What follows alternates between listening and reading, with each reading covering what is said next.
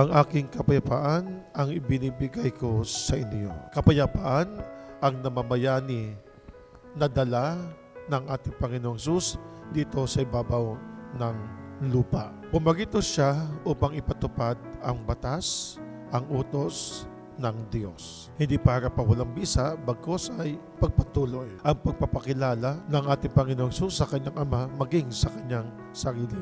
Ngayon, sa pag-alis niya, bago siya umalis, kapayapaan sa tulong ng patnubay, ang Espiritong Banal.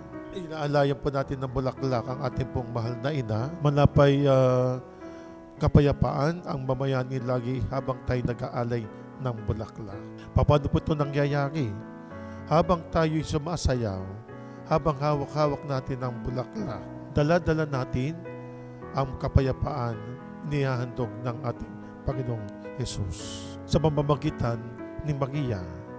At kapag nilagay na natin ito sa kanyang kilalagyan, ang kapayapaan na handog natin ang bulaklak, ito ay mamamayani sa atin.